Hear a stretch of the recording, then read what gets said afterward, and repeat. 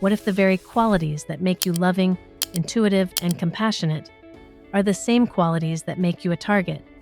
What if manipulators don't choose you by accident, but because they recognize something powerful in you, long before you see it in them?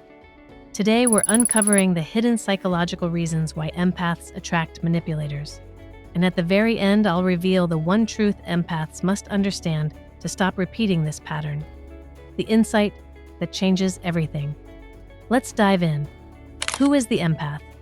An empath is not just someone who cares. An empath absorbs emotions, senses discomfort before it's spoken, and instinctively moves to ease pain. They are wired for connection, not competition. They seek harmony, not dominance. And because they feel deeply, they often assume others do too. That is the first vulnerability. Empaths expect emotional depth in others, even when it does not exist. Who is the manipulator? A manipulator, whether narcissist, dark empath, or emotional user, is wired differently. They don't read emotions to connect. They read emotions to control. Where the empath sees healing, the manipulator sees opportunity. They study people, not to understand them, but to learn how to influence them. A manipulator is drawn to the person who gives without limits, forgives without boundaries, loves without question. And that, tragically, is the empath. The magnetic pull. Empaths and manipulators are drawn together because each sees something they want. The empath sees someone in pain and thinks, I can help them. The manipulator sees someone who cares and thinks, I can use them. Different intentions, same connection. It begins as attraction, but beneath it lies a psychological transaction. One gives connection, the other extracts it. Why empaths feel responsible for others. Empaths tend to grow up in environments where emotional monitoring was survival. Maybe a wounded parent, an unpredictable caregiver, or a family where emotions were unstable. They learn early. If I feel for people, I can keep peace. If I understand others, I'll be safe. So empathy becomes hyper-empathy, not just compassion, but self-protection through attunement. As adults, this turns into, I can fix them, I can save them, I should help them. Manipulators sense this instinct, and they weaponize it. The mirroring effect. Manipulators don't seduce with honesty. They seduce with mirroring. They reflect everything the empath longs to see. Vulnerability, depth, emotional need. They say, you understand me like no one else. I've never met someone like you. You make me feel safe. To an empath, whose identity is built around emotional rescue, this feels like destiny. But it is not connection. It is psychological matching designed to hook you. Once the empath is invested, the relationship changes. The manipulator stops giving admiration and starts extracting time, loyalty, attention, forgiveness, emotional labor. The empath thinks, they're hurting. I can't abandon them. They just need love. I know who they really are inside. Here's the tragedy. What the empath thinks is healing is actually enabling. Why empaths don't leave people assume empaths stay because they are weak. But the real reason is deeper. 1. They see potential, not patterns. They believe the good moments represent the true person. 2. They confuse trauma with purpose. They feel responsible for someone else's wounds. 3. They equate love with self-sacrifice. So the worse things get, the more they try to fix it.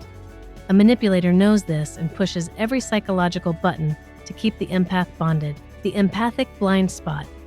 Empaths understand people's pain, but often misunderstand their intentions. They assume, if someone shows hurt, they must want healing. But manipulators don't want healing. They want supply.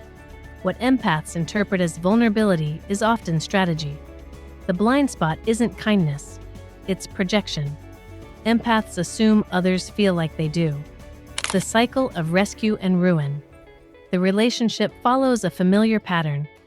Idealization, you're everything I've ever needed. Extraction, fix me, validate me, save me. Devaluation, you're not doing enough, it's your fault. hoovering, "Don't leave, I need you." The empath becomes healer, mother, therapist, shield, but never partner. It is connection without reciprocity, love without balance, intimacy without safety. Why manipulators are attracted to empaths?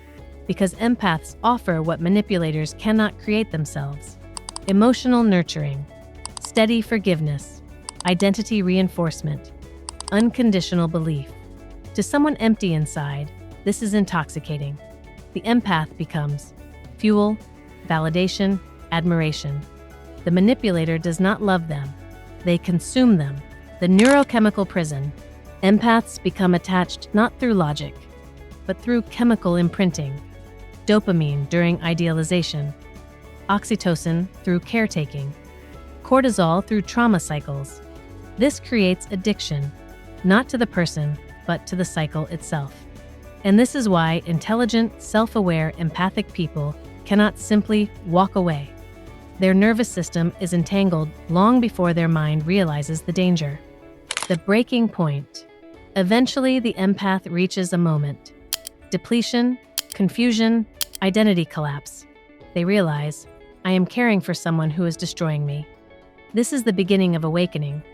But awakening is painful. Empaths don't just mourn the manipulator, they mourn the fantasy they believed in. How to break free.